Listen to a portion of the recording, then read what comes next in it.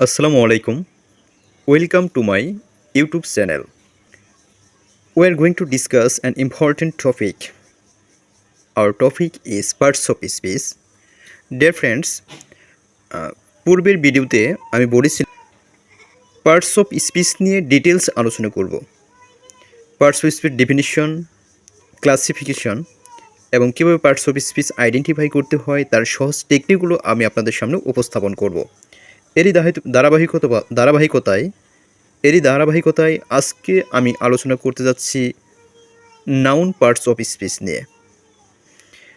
At first আমাদের জানতে হবে what is noun and its classification. What is noun? A word which is used as the name of a person, place or thing is called noun.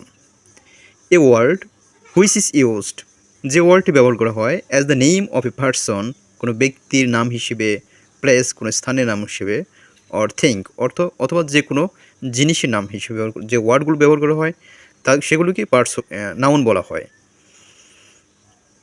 We know that there are generally two kinds of noun. They are concrete noun and abstract noun. But totally there are 5 kinds of nouns. আমাদের প্রধানত noun হচ্ছে দুই প্রকার, একটা হচ্ছে concrete noun আর একটা হচ্ছে abstract noun. কিন্তু সর্বমোট নাউন হচ্ছে, টোটাল নাউন হচ্ছে 5 প্রকার। এই কনক্রিট নাউনকে 5 ভাগে ভাগ করা হয়েছে, আর 5 নম্বর হচ্ছে অ্যাবস্ট্রাক্ট নাউন।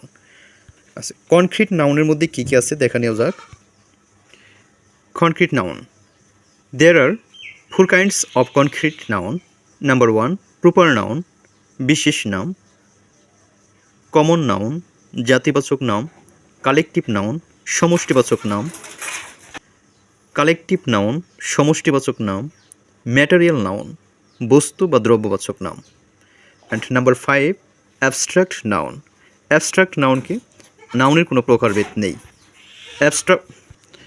আমরা জানি যে অ্যাবস্ট্রাক্ট নাউনের কোনো প্রকার হয় না, তাই 5 নম্বর হচ্ছে আমাদের অ্যাবস্ট্রাক্ট নাউন।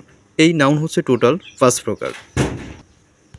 ডিয়ার ভিউয়ার্স, সাথে থাকার জন্য ধন্যবাদ। আমরা পরবর্তী ভিডিওতে আলোচনা করব এই 5 প্রকার নাউনের বিস্তারিত বিষয় নিয়ে। দেখা হবে পরবর্তী কোনো ভিডিওতে। আসসালামু আলাইকুম।